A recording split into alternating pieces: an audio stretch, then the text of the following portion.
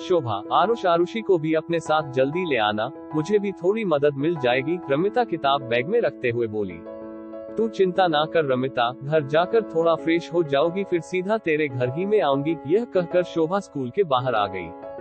घर में, मम्मी जी मैं बच्चों के साथ आज रमिता के घर जाऊंगी, आप सबका खाना तैयार है। शोभा ने कहा ठीक है चले जाना, सास ने जवाब दिया। कुछ देर बाद, अरे शोभा मेरे सर में बहुत तेज दर्द हो रहा है, थोड़ा मेडिकल से दवाइयाँ ला दो। यह कहकर शोभा की सास बाथरूम में चली गई। अंदर से ऐसी आवाजें आने लगी जैसे उन्हें उल्टियां हो रही हो। शोभा बहुत उदास हो गई। उसने मेडिकल से दवाइयां ली और बच्चों को रमिता के घर छोड़ते हुए वापस आई। उसने पार्टी में शामिल ना होने का कारण भी रमिता को बताया और उससे माफी भी मांगी। घर पहुंचकर शोभा ने सास को दवाइयां दी और उदास होकर घर के काम निपटाने लगी। यह पहली बार नहीं हुआ जब कभी शोभा कहीं बाहर जाने का मन करती हो, या तो मम्मी जी को जरूरी काम याद आ जाता या उनकी तबीयत अचानक खराब हो जाती। ऐसे समय में शोभा को अपने प्लान कैंसिल ही करने पड़ते। शोभा आज भी चुप रही।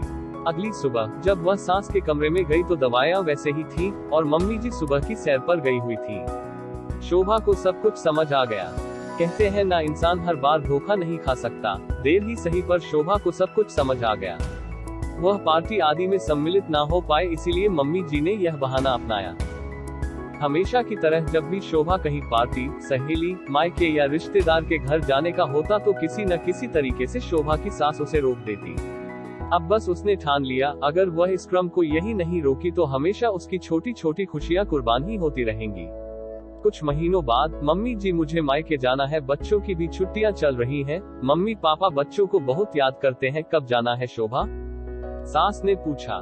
जी कल ही चले जाऊंगी, 2 घंटे का तो रास्ता है, कल निकलूंगी तो 8 दिन बाद ही वापस आऊंगी। शोभा ने कहा। अगले दिन, अरे शोभा मुझे बहुत बेचैनी सी हो रही है, लगता है मेरा बीपी कम हो गया है, सीने में भी हल्का हल्का दर्द हो रहा है।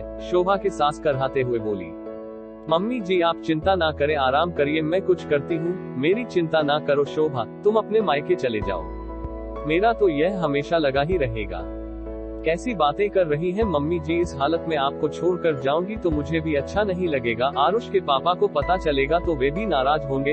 यह कहकर शोभा रसोई में चली गई। कुछ देर बाद, मम्मी जी डॉक्टर साहब आए हैं, वो आपका बीपी चेक करेंगे और दवाइयाँ भी देंगे, आप थोड़ा बैठ जाए। डॉक्टर, यह कहकर शोभा की सास चौंक पड़ी। वाकई सामने डॉक्टर थे। उन्होंने बीपी और सब कुछ चेक किया। बीपी तो बिल्कुल नॉर्मल है, हाँ शायद थोड़ी गैस की समस्या हो गई है, खाना खाने के बाद थोड़ा अजवाइन खा लीजिए, आपको दवाई की भी जरूरत नहीं होगी। जी डॉक्टर साहब आप जैसा बोलेंगे मम्मी जी वैसे करेगी, कोई डरने की बात तो नहीं है?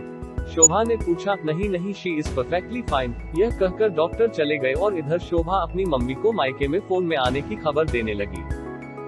दोस्तों, यह कहानी पूर्णतः सत्य घटना से प्रेरित है। इस कहानी के माध्यम से किसी भी रिश्ते के साथ खिलवाड़ या गलत साबित करना नहीं है, बल्कि यह बताना है कि चाहे सास, बहू, नंद, पति, पत्नी, ससुर, भाई, बहन, किसी का भी रिश्ता क्यों ना हो, अगर घी सीधी उंगली से ना निकले तो उंगली टेढ़ी करने में भी हमें पीछे नहीं रहना चाहिए।